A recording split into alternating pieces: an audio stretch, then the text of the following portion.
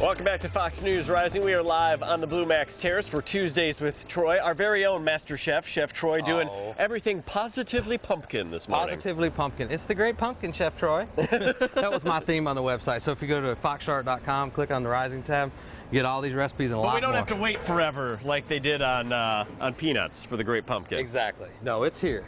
Now what we got going, we got our gnocchi right here. We're getting ready to drop those. Now you want to make sure they're floured, because if not, they're going to stick, and hopefully they're not sticking to this plate. I got some boiling water here.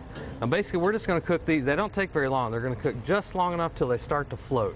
Okay. So we're going to put those in there and just leave them alone. Kind of like if you were doing a ravioli or something. You wait till they kind of float up and you're good to go. Because they're real light and fluffy. Those are the gnocchi that we made with the potato that we passed through the ricer to make it, you know, nice and airy and light. Mix a little chipotle pepper, some pumpkin. Now for our sauce, we're going to get that going as well before we start plating some of this other stuff up. Okay. This is brown butter. Basically, it's just the fats in the butter start to burn just a little bit. But it's got a nice nutty flavor that'll complement the pumpkin. And I'm just going to add a little bit of rosemary and some blue cheese. Because I think any kind of squash and blue cheese, well, I actually think anything and blue cheese goes together really well.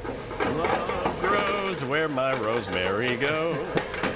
Something like that. Now that's pretty much done, so I'm just going to set this off to the side here. Okay. And we're going to wait for this gnocchi to float, but while they're doing that, we're going to go ahead and pan up our soup. Okay. Now, this is the pumpkin soup. Now all the pumpkin for the recipes we didn't pull out of a can. We actually took a whole pumpkin, like a pie pumpkin, cut it in half, scooped the seeds out, we oiled it just a little bit, and threw it on the grill to char it nice. Now anytime it's an orange pumpkin and it's a small pumpkin, is that a pie pumpkin? Is there any other way to know?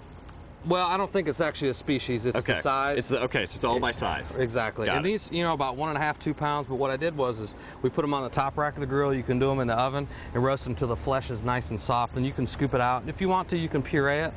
But since we did this soup, I actually pureed the soup afterwards, so you didn't really have to go to that trouble. So what we did was we just started with little onions and garlic. I left the garlic out for Tara.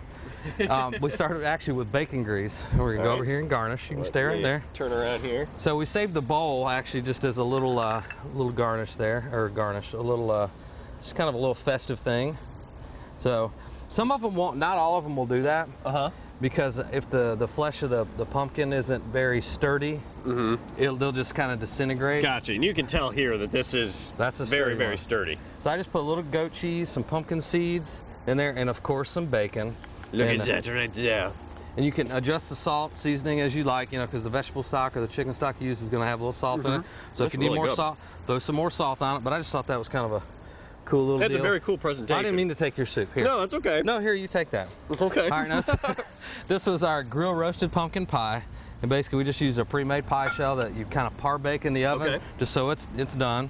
And then we added some ginger just to kind of give it a nice little fresh flavor. And I made some homemade whipped cream. And we're just going to put a little dollop on that. And that takes about an hour in the oven, really. And the recipe online, you can either do 2 of the little, you know, 9-inch shallow ones. Oh, now I'm blocking you off. I'm blocking you off. I got the block on. And that's good for Thanksgiving, for Halloween or whatever. And it's got more of a, it's got cream cheese in it, so it's got more of a cheesecake feel to it. Now for our gnocchi, all we got to do, we've got our sauce ready. We're just going to pull those out, toss them in our sauce, and then they're done. Nice, and of course all the recipes at foxcharlotte.com. Nice thing about this is it won't take very long. The pie's the part that'll take the longest. People are used to that. Right, it takes about an hour. You can have that cooking while you're fixing everything else.